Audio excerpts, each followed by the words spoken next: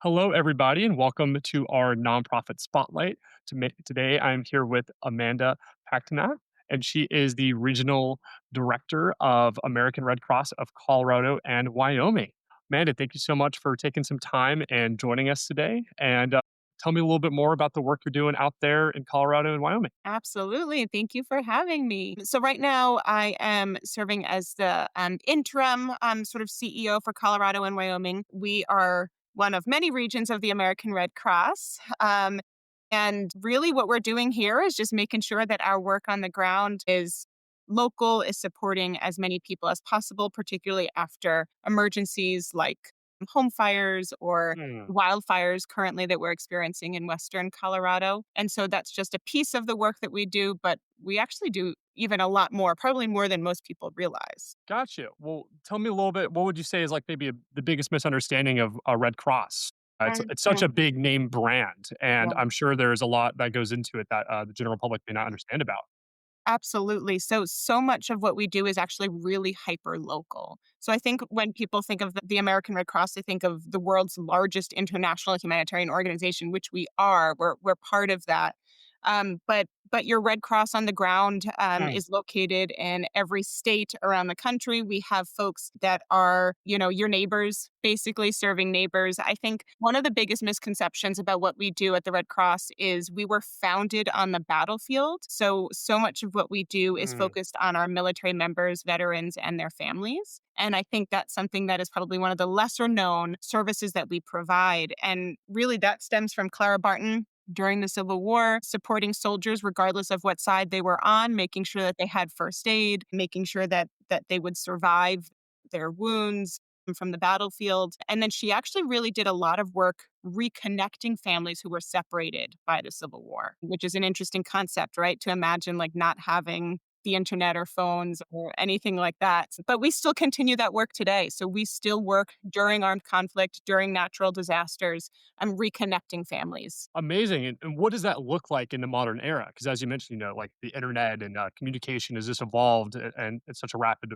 way. What does that look like now? Yeah. So basically, let's say there's a international conflict or maybe a mass migration that's happening internationally because of the Red Cross network. We are such a massive organization that we really do have boots on the ground globally. And so when someone is separated, maybe and they're living in in a camp, right? Maybe it's a UN camp, and the Red Cross is there or the Red Crescent is there, and they take down their information and they say, I don't know where my family member was separated. Here's the last time I saw them. Here's their age and their information. And because of our network, we register people all over, right? And so when people have been separated by war or by disaster, we keep records so that way Gotcha. when something comes up, we're actually able to reconnect and make those sort of families whole again by bringing them back together. That is amazing. And Yeah. then, yeah, that's just a great service. That's one area where I guess that scale of Red Cross really plays a pivotal role because you have just that just a vast amount of data and ability to bring people in. But you mentioned that that local component of Red Cross is maybe where there's a lot of misunderstanding. Where do Mhm. you see that playing a role within Colorado and Wyoming? And you mentioned that bringing the veteran services in your area. Kind of what are some of the services that you're providing within your local region? Yeah, so well, let me start with right now because what's going on in Colorado is wildfires. And so we've had Mm, wildfires pop up all over the state, but particularly Western Colorado has experienced the most amount of wildfires in the last, 8 weeks or so. During this time, what I mean by local is we have an executive director, we have a team out there that is from that area, that is recruiting volunteers from mm. that area. And so we are able to stand up a response, meaning provide feeding, meaning providing shelter or an evacuation center, connecting with our county commissioners and just helping to identify what their needs are, working with the sheriff. So we've got local teams from Colorado who are running this response. That's amazing. And so we're not shipping in people from all over the country. Now, sometimes we do that, right? Depending on the scale Of a of a scale, yeah. disaster. But right now, that's what I mean. I mean, it's literally neighbors helping neighbors and providing these services when it comes to the wildfire response, which is super cool. That's That's amazing. one example. Yeah. So something else that we do with our military members and their families, we work at the military, well, we volunteer at the military entrancing processing station. We call it MEPS. Basically, when someone signs in to the military and they're about to sort of deploy out, they have to go through the MEPS, and the Red Cross is there to provide information, to register them with the Red Cross, and provide information for their family members and their loved ones on the services that we do provide when they're deployed. So for example, if you're deployed and maybe, your pregnant wife back at home goes into labor, the only way to get you back home is to go through the American Red Cross, is to go through our emergency communication center to Wow, okay. confirm. We are that confirmation sort of agency that confirms, yes, in fact, this is true. His wife is pregnant, she's going into labor, and we've got to get him back home. Gotcha. And so that's one of the services that we provide, obviously. Taking a little bit of a look into your history, you've been with the organization, I believe, since 2010. Yes. Is that correct? Okay. So, how has it been kind of growing through the organization and moving up in the ranks? Is that I assume that's common within the Red Cross organization? Is that something that they encourage? How has that been? Yeah. I I love my career. I really do. It has been some of the best, 15 years of my life, really. And so I would like to say that I'm a Red Cross lifer. So what that means is that we have people that stay with the organization for their entire career. Gotcha. And so there are people who have been there, 35, 40 years even. So Wow. over double, the length of time that I have. It is absolutely common within the organization to stay that long. It is Mhm. a vast organization. So much of what we do, people think about the big hurricanes we respond to, and they think about the blood drives, right? Yeah, Or they think of about course. CPR and first aid. We do so much that the opportunities are limitless, really, for advancement, for sort of growing, whether it's vertically or laterally. And so I actually started at the Red Cross in Greater New York. So I worked in New York City while I was living there. And I started by doing disaster response. So I responded to home fires, Mm, working alongside fire departments, being that first sort of the humanitarian services side that supports families that have amazing. Boots absolutely on the lost ground. everything. Yeah. Correct. Okay. Yes. After a home fire. I started that way, worked up through volunteer services where I led our Red Cross youth clubs throughout all of New York City, and then kind of switched over to fundraising after I got my master's in nonprofit management and have worked my way up through fundraising for the last 10 years. But it's Amazing. I was gonna ask, what was that kind of transition point where you kind of transitioned from that more boots on the ground services to the Mhm. fundraising? Because I know that is where your expertise lies in now, and I Right. really wanted to dive in. Mhm. Obviously, this year and through the last 10 years, there's been so many changes in the Yeah. fundraising space, navigating COVID, Mhm. administration changes, cuts in federal funding. How has that been, and kind of what are some of the key guiding lights that's kinda got you through these 10 years of fundraising? Yeah, it's a really good question. I have seen a lot of changes take place over these 10 years. I've seen our work become a lot more specific, meaning we struggled in the past with collecting funds, for example, and making sure that those dollars stayed where the donors wanted it to go. Okay. So we've made some mistakes, a decade plus ago, and we've realized that donor intent is huge. And so what Mm, just as an example, if you give, your dollars to support a specific hurricane, the dollars will only stay in that disaster response. okay. It only stays there. And so that's one of the things that we've really perfected is following donor intent. Amazing. Yes. And so I believe that that's strengthened our relationships over time where they actually, donors want to give to us when they know that large, national disasters are happening. But really, they're actually willing and interested in investing in us before those disasters happen because they trust where our dollars are going. So transparency has changed over the last decade and our relationships have deepened as a result of that, That's amazing. which I think has been great. Yeah. And for donor relationships, it's so important to see, like, I donated this amount of money, it went to this program, and this was the outcome and result. In Yes. terms of on the back end, I assume that that was really where that challenge and hurdle came, is the donor management system and making sure that funds are allocated to certain grants that are, probably locked to certain, missions. What are y'all using to to manage that? Is that something that y'all kind of developed in house, Mhm. proprietary, or what kind of donor management tool and service are you using? Yeah, we utilize Salesforce. I remember when we switched over to Salesforce and getting all of those records over to that system. So that's what we use as fundraisers as our donor management system, and it is a process to ensure it's only as good as you use it, right? Of And so course, it is especially with something like Salesforce. exactly. But I think we really have it down to a science at this Okay. point. We have a lot of checks and balances. We are in it as fundraisers, we're in it almost daily.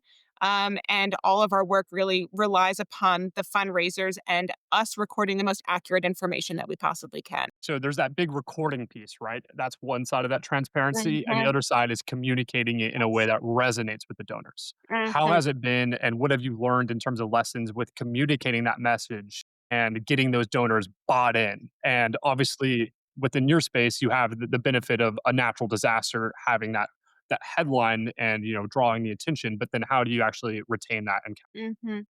That's a good question. I'd say at the Red Cross, as major gift fundraisers, which is what my team is comprised of, we are solely focused on donor relationships of our major gift donors. And so my sort of understanding of where we've transitioned. So when I first started at the Red Cross in fundraising, we were managing annual donations of $500, $1,000, $1,500, transition to about $10,000 and above is our threshold. And what that allows my team to do is to have a smaller Mm, portfolio where they have personal one-on-one relationships with these donors. They know each other by name. My goal is to keep my team as happy as possible because if they're happy, then they're going to stay in their roles for a really long time. And when they're in their roles for a long time, they know their donors really well. So we and then provide the that really, yeah, we are very focused on sort of that one-on-one stewardship and that full transparency with those relationships. That's amazing, and that starts top down. So, how have you bred that into the team and enabled your team to maintain the happy work-life balance? Because so much of, donor relationships and just relationships in the business world is that connection and the conversations that take place. So, how have you, encouraged your team to, spend the extra time and, open the right door Yeah.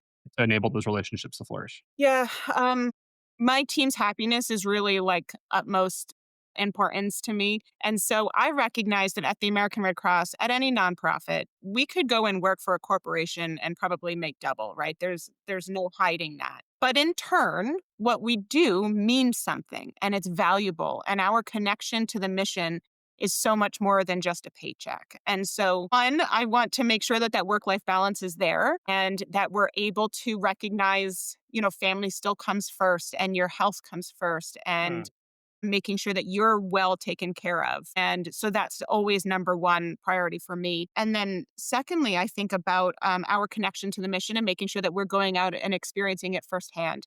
So, I have on my team, I've created two subcommittees, one for fun and one for mission. And so the fun team gets us together. Like we just went to a Rockies game a couple weeks ago and amazing. sat together and just celebrated our successful year. My mission team will get us out into the field. So we taught children the importance of personal preparedness during a home fire. That's incredible. We've gone out and done.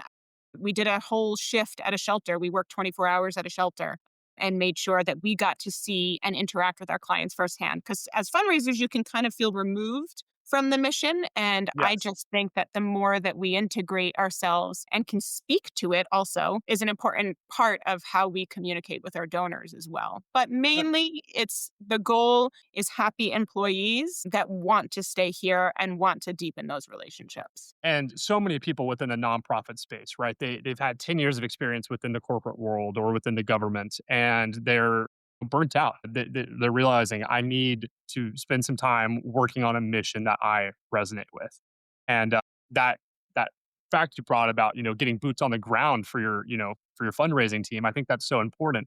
Have you seen any success with that within the donor side as well? Many of the organizations that we talk to, they recommend, really bringing your big donors, like with a ride along.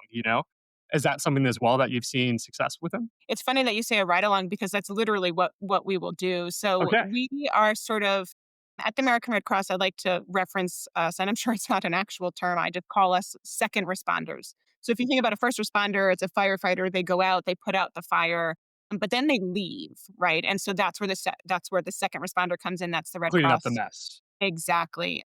And Emotional so and the actual wreckage. absolutely, Yeah, absolutely. The wreckage, making sure they have a safe place to stay, they have money for food and clothes, they so have important. resources for those next steps on how to rebuild, or do they have insurance, or have they connected with their Yeah, landlord, right? Like there's so many factors that if you've never been through this, you have no idea what to do. And so that's where the Red Cross steps in, which is really cool. And so really the next opportunity for us is just engaging those donors in experiences like that, them mm, come out and experience a disaster action team response call. I'm engaging with them in a blood drive, for example, hosting blood drives at their corporation. Maybe hearing from someone who is a blood recipient like I am. So I've shared my story a few times about that my life was saved by Red Cross blood. And so just being able to engage our donors in our mission. Sometimes they'll deploy and they'll serve on a national disaster response. Sometimes they'll support us with our homeless veteran stand downs and they'll go out and hand out, warm weather or cold weather. packages and, Yeah, like, help place. exactly. Yeah, For homeless veterans. And so we find every opportunity we can to connect with our donors with our mission. that is amazing. We've spent a little bit of time talking about the emergency response side of it. Mhm. How are you balancing?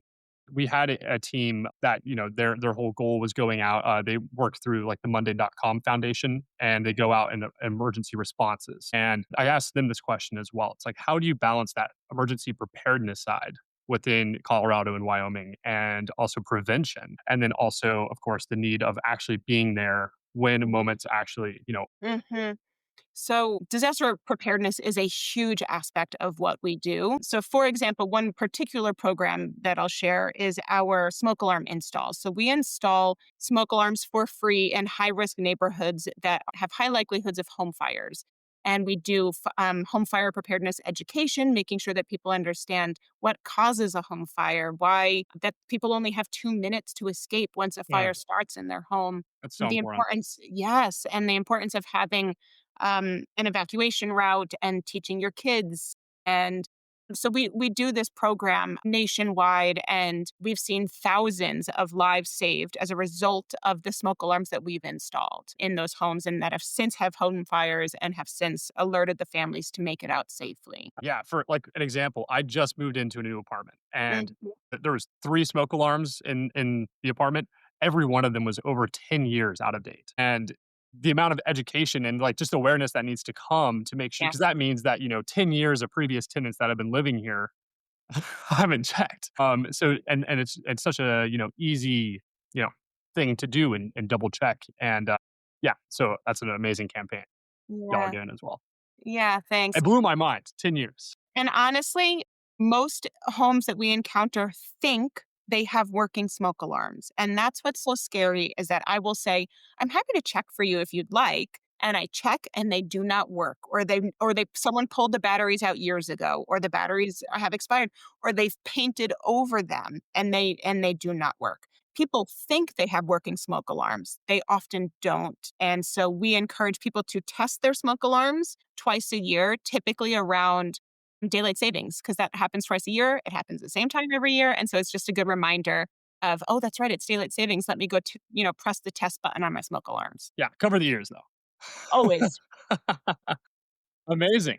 Well, I wanna jump a little bit more into that nonprofit piece. So, you have this experience now as an interim CEO and director, in the Mhm. region. How has it been? What are the kind of the differences maybe within your day-to-day role that maybe you weren't expecting, moving from this kind of fundraising perspective to, a more organizational leadership? That's a really good question. Leading the team is exactly the same, right? I have direct reports in both roles. So that's been really wonderful.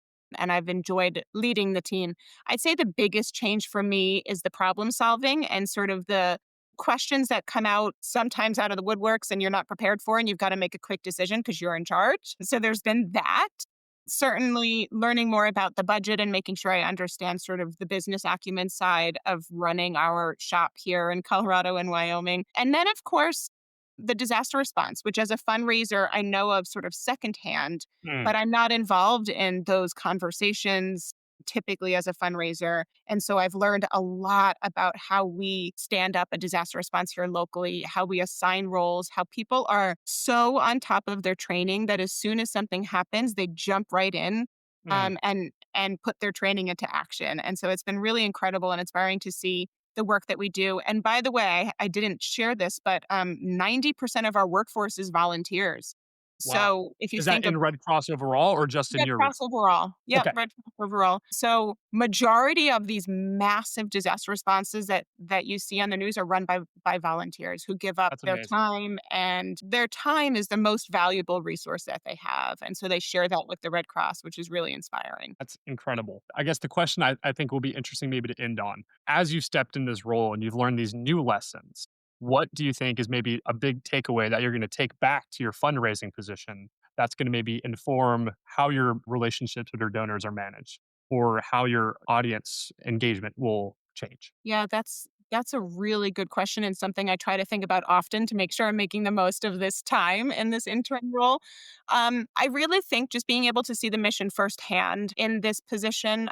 Also, I've connected with our um, sort of local elected officials in a way that I typically haven't in the past, and been able to speak to our mission and the incredible work that we're doing. That's something that I will take back with our donors, that our local elected officials are proud of the work that we do. They're Mm. incredible partners. They support us. And that's a really cool thing to have such positive working relationships with the elected officials around you. We'll end on this note. If you had a megaphone that you could blast out to nonprofit leaders across the United States, what would you tell them right now? Uncertain times, funding is really hard. There's a lot of competition. What's something maybe that you'd leave them with on to end on a bit of a positive? Uh, First, I'd say be kind, right? Like that's just lead with kindness, Mhm. whether it's internally or externally. In a sort of scary time, uncertain times, it's really important to stay calm and stay kind and not take Mm. out any frustrations on our team. And then honestly, stick true to your mission. Like there's so much good that each of us do, and we each play a role. We're kind of like this massive puzzle, and each of our pieces is a really important piece to make sure that our communities are supported and running the way that they should. And so stick true to your mission, and your donors will support you. I love that note. Something we talk about all the time on the show is that nonprofits they fill gaps that are not filled by our government or our corporations across the United States, and they're very important gaps, and every one of them is unique. Like you said, a puzzle. So, Amanda, thank you so much for coming on and telling us a little bit more about your work, your amazing advice, and the fundraising space, and just how to make sure your team is engaged and mission orientated. I hope everything continues going well for you out in Colorado. Thanks so much, Grayson. Thank you, Appreciate it. everybody.